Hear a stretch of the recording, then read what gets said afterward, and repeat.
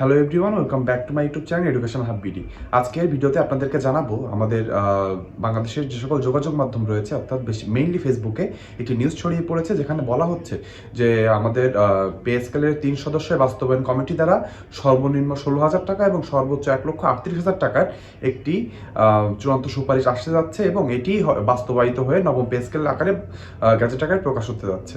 এই নিউজটার কতটুকু সত্যতা রয়েছে তারপরে এই ভিডিওতে আমরা জানবেন যে আমাদের সরকারি কর্মকর্তা কর্মচারীরা নিজ নিজ কর্মস্থলে সকাল 9টা থেকে 11টা পর্যন্ত যে 3 দিনের বিক্ষোভ কর্মসূচির কথা বলা হয়েছে, আজকে তার প্রথম দিন পালিত হয়েছে এবং বাকি 2 দিন সরকারি চাকরিজীবীরা কিভাবে পালন করবেন এবং সর্বোপরি 6 ফেব্রুয়ারি শুক্রবার আমাদের যে ভুকা মিছিলের কথা বলা রয়েছে, যেটি যমুনা ঘেরাও কর্মসূচির মাধ্যমে করা হবে, সেটি কি কি আপডেট রয়েছে সেটি জানিয়ে দিব। আপনারা জানেন পে স্কেল রিলেটেড যে সকল ইউটিউব চ্যানেলগুলো অথেন্টিক নিউজ নিয়ে কাজ করে এবং সত্য নিউজগুলো আপনাদের কাছে পৌঁছে দেয়, তার ভিতরে এডুকেশন হাব বিডি অন্যতম। এর জন্য বলবো যারা প্রথম এসেছেন অথবা পে স্কেল রিলেটেড সকল ধরনের অথেন্টিক এবং সত্য নিউজ, জলনা মিশানো নিউজটি সবার আগে আপনাদের কাছে পৌঁছে যাক সেটি চান, তাহলে দয়া করে আমার ইউটিউব চ্যানেলটি সাবস্ক্রাইব করে দিবেন, ভিডিওতে একটি লাইক করে দিবেন এবং কমেন্ট বক্সে আপনার যৌক্তিক মন্তব্য লিখতে ভুলবেন না। তাহলে চলুন আমরা বেশি কালক্ষেপণ না করে ভিডিওর মেন অংশে চলে যাই এবং আজকের যে নিউজগুলো রয়েছে তথাপি যে সকল সত্য নিউজগুলো রয়েছে সেগুলো আপনাদের সাথে শেয়ার করে দিই। ভিডিওর মেন অংশে আমরা চলে এসেছি। আমার ঠিক উপরে এখানে দেখবেন একটা নিউজ কার্ড আসছে, সেখানে লেখা রয়েছে, আমি একটু পড়ছি, একদম হুবহু পড়বো। নবম জাতীয় পে কমিশনের সুপারিশ সরকার কর্তৃক 3 সদস্যের বাস্তবায়ন কমিটি সর্বোচ্চ 1,38,000 টাকা এবং সর্বনিম্ন বেতন 16,000 টাকা সম্মতি দিয়েছে। ঠিক শুনেছেন, এমন একটি লেখা কিন্তু প্রায় সকল নিউজ, প্রায় সকল সামাজিক যোগাযোগ মাধ্যমে বেশিরভাগ ফেসবুক বের করলে দেখতে পাবেন আপনার সামনে। আপনারা অনেকে কনফিউজ হয়ে যাচ্ছেন যে আমাদের আমরা জানি যে অষ্টম পে স্কেলের ক্ষেত্রেও কিন্তু এমনটা হয়েছিল। সেটি হলো যে জাতীয় বেতন কমিশন কর্তৃক যে রিপোর্টটি দেওয়া হয়েছিল সেখান থেকে 19-20 হয়েছিল, কিন্তু এখানে যতটুকু আমরা দেখতে পাচ্ছি এ তো 15-20 হয়ে গেল। অর্থাৎ আগের যে পে স্কেল ছিল ক্যালকুলেটর নিয়ে বসলে তার থেকে দুই দিয়ে গুণ করে দিলে, অর্থাৎ অষ্টম পে স্কেলে যার যে বেসিক ছিল সেটা যদি 2 দিয়ে গুণ করে দেওয়া হতো তাহলে তো এইটুকুই আসতো। তাহলে এটার জন্য এত কোটি টাকা খরচ করে এই 6 মাস সময় নষ্ট করে কেন জাতীয় বেতন কমিশন গঠন করা হলো? তাহলে আপনাদেরকে স্পষ্টভাবে জানিয়ে দিতে চাই, এই যে নিউজটি ঘুরে বেড়াচ্ছে এটি কিন্তু এখনো কোনো ফাইনাল নিউজ নয়। ঠিক শুনেছেন, এটি এখনো ফাইনাল নিউজ নয়। আমি যে সূত্রের মাধ্যমে বেশিরভাগ নিউজ করে থাকি, সেই সূত্রের মাধ্যমে আমি যখন যাচাই করতে যাই তখন তারা বললো যে এমন কোনো ধরনের নিউজ তাদের কাছে আসেনি, এটা মন করা হতে পারে অথবা এই নিউজটি এখনো অতীব গোপন রাখা হয়েছে, খুব শীঘ্রই আমরা জানতে পারবো। এজন্য বলবো এখনই আপনারা এটা নিয়ে মাথা ঘামাবেন না। নিউজ সরকারি বিভিন্ন নিউজ পোর্টালে অর্থাৎ ফেসবুকে যেখানে এই নিউজগুলো ঘুরছে সেখানে সোর্স জানতে চাইলে কিন্তু মানুষজন বলছে যে এর কোনো সোর্স নাই, এটা তারা গোপন সূত্রের মাধ্যমে পেয়েছে। কিন্তু সত্যি বলতে আমি যে সূত্রের মাধ্যমে পেয়ে নিউজগুলো করে থাকি সেখানে কিন্তু এমন কোনো নিউজের কথা বলা হয়নি। তার মানে আপনাদেরকে স্পষ্টভাবে বলে দিলাম, এটি হয়তো গুজব, তা না হলে এটি অনেক কনফিডেন্সিয়াল কোনো নিউজ যেটি এখনো সামাজিক যোগাযোগ মাধ্যমে বের হয়নি। তাহলে আপনাদেরকে এটা ক্লিয়ার করে দিলাম। এখানে দেখলেই বোঝা যাচ্ছে, আমরা জানি অষ্টম পে স্কেলে সর্বনিম্ন বেতনের জন্য দাবি করা হয়েছিল, অর্থাৎ আমাদের যে অষ্টম পে স্কেল রয়েছে তার জন্য জাতীয় বেতন কমিশনের যে জাতীয় বেতন কমিশন গঠন করা হয়েছিল, তার সর্বনিম্ন বেতন জাতীয় বেতন কমিশন সাজেস্ট করেছিল 8,200 টাকা। আপনারা জানেন সেটি বাড়ানো হয়ে 50 টাকা বাড়িয়ে পরবর্তীতে সেটি করা হয় 8,250 টাকা বাস্তবায়ন কমিটির মাধ্যমে। অন্যদিকে সর্বোচ্চ বেতন জাতীয় বেতন কমিশন কর্তৃক চূড়ান্ত সুপারিশে বলা হয়েছিল 80,000 টাকা, সেখানে 2,000 টাকা কমিয়ে 78,000 টাকা করা হয়েছিল। তার মানে বুঝতে পারছেন এখানে কিন্তু একদম মাইনর চেঞ্জেস হয়, অর্থাৎ খুব বেশি চেঞ্জেস হয় না। কিন্তু এখানে যে নিউজগুলো ছড়িয়ে পড়েছে এখানে দেখা যাচ্ছে যে অনেক বড় ফারাক হয়ে গিয়েছে, বিশেষ করে সর্বনিম্ন গ্রেডে আপনি 16,000 টাকা যদি দিয়েই দেন এবং ক্যালকুলেটারে দিয়ে যদি 2 গুণ করে অষ্টম পে স্কেল থেকে এটি বাড়িয়ে দিয়ে থাকেন, তাহলে 6 মাস কেন আপনাদের সরকারি চাকরিজীবীদেরকে অপেক্ষা করালেন? আপনি ক্যালকুলেটার নিয়ে বসে 2 দিয়ে গুণ করে তো দিয়ে দিলে হয়ে যেত। এত বিভিন্ন সংগঠনের সাথে বসা, তাদের 35,000 টাকা সর্বনিম্ন বেতন সম্পর্কিত শোনা, প্রায় সকল সংগঠনই কিন্তু বলেছেন সর্বনিম্ন 30,000 টাকার নিচে নয় এমন পে স্কেলটি বাস্তবায়ন করতে। সেখানে তারা 20,000 টাকাও করেছে, সেটাও কিন্তু সরকারি চাকরিজীবীরা বুকে পাথর রেখে মেনে নিয়েছে যে হ্যাঁ, আমরা 11 বছর ধরে বঞ্চিত রয়েছি। আমরা যদি শেষ দিকে এসে, অর্থাৎ আমাদের যে অন্তর্বর্তীকালীন সরকার এসেছে, যারা বৈষম্য দূরীকরণের জন্য এসেছে, তারা নিজেরা স্বপ্রণোদিত হয়ে একটি জাতীয় বেতন কমিশন গঠন করেছে এবং তারা চেষ্টা করছে সরকারি চাকরিজীবীদের যে আর্থিক সঙ্গতি রয়েছে সেটি কিভাবে একটু ঠিক করা যায় এবং তাদেরকে দারিদ্র্যসীমার উপর থেকে কিভাবে একটু ভালো জীবন উপহার দেওয়া যায়। সেজন্য কিন্তু অন্তর্বর্তীকালীন সরকার জাতীয় বেতন কমিশন গঠন করে। কিন্তু শেষের দিকে এসে আমাদের উপদেষ্টা পরিষদের বেশ কিছু উপদেষ্টার কথা শুনে মনে হচ্ছে তারা কোনোভাবে চায়নি সরকারি চাকরিজীবীদের একটু সুযোগ সুবিধা বাড়ানো হোক। জার্নি উপদেষ্টা তো বলেই বসলেন যে সরকারি চাকরিজীবীদের যে আন্দোলন আছে সেটি স্থগিত করার জন্যই জাতীয় বেতন কমিশন গঠন করা হয়েছে। এটি কেমন ধরনের কথা হলো?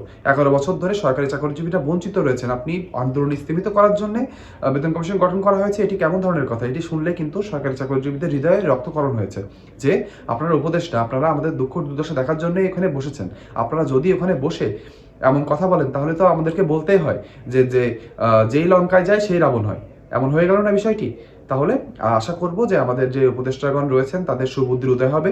সরকারি চাকরিজীবীরা এই এতদিন ধরে তারা যে বঞ্চিত হয়েছেন, তাদেরকে যে বৈষম্যের ভিতরে রাখা হয়েছে, বিশেষ করে 11 থেকে 20তম গ্রেডের কর্মকর্তা কর্মচারীদের কথা তো না বললেই নয়।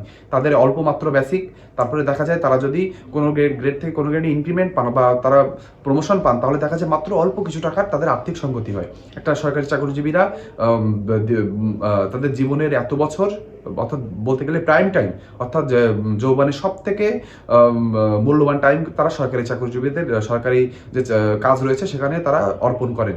তারা শুধু চান যে তাদের পরিবারদের নিয়ে একটু ভালোভাবে থাকার। কিন্তু অন্তর্বর্তীকালীন সরকার যদি মনে করে যে তারা জাতীয় বেতন কমিশন গঠন করে তাদের কার্যক্রম শেষ এবং পরবর্তী রাজনৈতিক সরকারের হাতে এটি তুলে দিয়ে যাবে এবং পরবর্তী রাজনৈতিক সরকার এসে বলবে যে দেশের অর্থনৈতিক অবস্থা ভালো নয়, সরকারি চাকরিজীবীদের হাতে আবার মূলা ঝুলিয়ে দেবে, তাহলে কিন্তু এটি কোনোভাবে সম্ভব হবে না। কারণ আমরা জানেন সরকারি চাকরিজীবীরা কিন্তু এবার জেগে উঠেছে, তাদের পিঠ দেয়ালে ঠেকে গিয়েছিল, এখন তাদের পিছনে যাওয়ার আর কোনো অপশন নেই, তাদেরকে এখন সামনে আগাতে হবে, তাদের এখন কিছু হারানোর নেই, তাদের এখন পাওয়ার রয়েছে। নবম পে স্কেলটি কোনো না কোনোভাবে পেতেই হবে, এটি তাদের শেষ কথা। এজন্যে আমরা জানেন 1 থেকে 3 ফেব্রুয়ারি পর্যন্ত 6টা প্রতিষ্ঠানে অর্থাৎ 6টা কর্মস্থলে 2 ঘন্টা ব্যাপী কর্মসূচি, তাদের যে সরকারি কার্যক্রম রয়েছে সেটি বন্ধ রাখার কথা বলা রয়েছে এবং বিক্ষোভ সমাবেশের কথা বলা রয়েছে। এটি কিন্তু প্রায় সারা দেশে চলছে। সকল সরকারি কর্মকর্তা কর্মচারীরা স্বতঃস্ফূর্তভাবে এখানে অংশগ্রহণ করছেন। আপনারা যারা 2 ঘন্টা ধরে কর্মবিরতি করছেন এবং কারা কারা করছেন না, কেন করছেন না, সেটি কমেন্ট বক্সে লিখে জানাতে ভুলবেন না। আপনি যদি করে থাকেন কর্মবিরতি এবং 2 ঘন্টা ধরে বিক্ষোভ কর্মসূচি করে থাকেন, তাহলে কমেন্ট বক্সে লিখে জানাবেন, তাহলে আমরা বুঝবো যে সরকারি কর্মকর্তা কর্মচারীরা সবাই একত্রিত হয়ে এবার মাঠে নেমেছে। এবার তারা বিজয় নিয়েই থামবে। আশা করছি রাজপথ থেকেই আমরা সকলে আমাদের যে ন্যায্য অধিকার রয়েছে সেটি আদায় করে তাই ছাড়বো। এটাই রয়েছে প্রথম আপডেট এবং শেষ দিকে এসে জানবো যে বিক্ষোভ কর্মসূচি সহ কি কর্মসূচি সামনে রয়েছে। বিশেষ করে 6 ফেব্রুয়ারি যে ভুখা মিছিলের কথা বলা রয়েছে, অর্থাৎ সরকারি সব কর্মকর্তা কর্মচারী শুক্রবার দিন জাতীয় শহীদ মিনারে আসবেন সকাল 9টা থেকে 10টার দিকে এবং সেখান থেকে ভুখা মিছিল যা হবে, হাতে থালা নিয়ে, সেই থালা নিয়ে যমুনা অভিমুখে যাওয়া হবে এবং সরকারকে বোঝানোর চেষ্টা করা হবে যে সরকারি চাকরিজীবীদের হাতে এখন ভিক্ষার থালাই চলে এসেছে। তাদের কিন্তু এখন আর তাদের যে আর্থিক সঙ্গতি রয়েছে তারা সেটি এমন পর্যায়ে নেমে এসেছে যে তারা কোনোভাবে তাদের পরিবারের সদস্যদের নিয়ে একটু ভালো থাকতে পারছেন না। আমরা সকলে জানি যে সোমবার ও মঙ্গলবার এই কর্মসূচি চলবে, অর্থাৎ আজকে রবিবার, আজকে কর্মসূচি চলেছে এবং সোমবার ও মঙ্গলবার কর্মসূচি চলবে। কর্মসূচি কোথায় কোথায় চলবে সেটি হলো যে সকল সরকারি প্রতিষ্ঠান, আধা সরকারি এবং স্বায়ত্তশাসিত প্রতিষ্ঠান রয়েছে, বিশেষ করে যারা পে স্কেলের আন্ডারে বেতন পেয়ে থাকেন, সেখানে এমপিওভুক্ত সরকারি কর্মকর্তা, সরকারি শিক্ষকরা সহ, প্রাথমিক শিক্ষক সহ যে সকল সরকারি কর্মকর্তা কর্মচারী রয়েছেন সকলে কিন্তু বিক্ষোভ সমাবেশ করবেন। সেখানে বলা রয়েছে জ্বালানি উপদেষ্টার যে বক্তব্য রয়েছে সেটি তাকে প্রত্যাহার করতে হবে, তাকে জনসম্মুখে পে স্কেলের যে গ্যাজেট আকারে প্রকাশ করতে হবে সেটি নিয়ে তাকে কথা বলতে হবে এবং বলা রয়েছে যে ন্যূনতম বেতন ও মৌলিক চাহিদা পূরণের দাবি কিন্তু কর্মচারীরা করে আসছেন।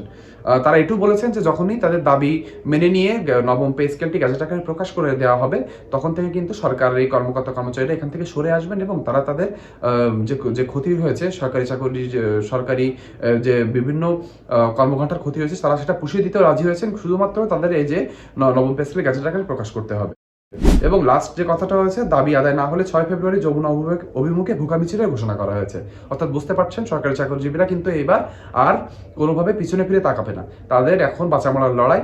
তারা অন্তর্বর্তীকালীন সরকারের কাছ থেকে তাদের যে দাবিটা রয়েছে, যৌক্তিক দাবি, সেটি তারা নিয়েই ছাড়বে, এটাই তাদের ফাইনাল কথা। আমরা আশা করব সরকারি চাকরিজীবীরা যারা রয়েছেন তারা অবশ্যই বিক্ষোভ কর্মসূচি পালন করবেন এই 2 দিন, এবং যদি এই 2 দিনের ভিতরে কোনোভাবে অন্তর্বর্তীকালীন সরকার নবম পে স্কেলটি গ্যাজেট আকারে প্রকাশ করতে ব্যর্থ হয়, তাহলে কিন্তু 6 তারিখে লক্ষ সরকারি কর্মকর্তা কর্মচারীদের ভিড় জমাতে হবে জাতীয় শহীদ মিনারে এবং সেখান থেকে সরকারকে দেখাতে হবে যে এবার কিন্তু সরকারি চাকরিজীবীরা জাগ্রত হয়েছে, তারা কিন্তু তাদের যে ন্যায্য দাবি রয়েছে সেটি তারা মেনেই রাজপথ থেকে ফিরবে। তাহলে আজকে ভিডিওটি এই পর্যন্ত। পরবর্তীতে যে কোনো পেজকে রিলেটেড আপডেট পেতে আমার ইউটিউব চ্যানেলটি দয়া করে সাবস্ক্রাইব করে দিবেন, ভিডিওতে একটি লাইক করে দিবেন এবং কমেন্ট বক্সে আপনার মন্তব্য লিখতে ভুলবেন না। ভিডিওটি না টেনে শেষ পর্যন্ত দেখার জন্য সকলকে ধন্যবাদ। সকলে ভালো থাকবেন।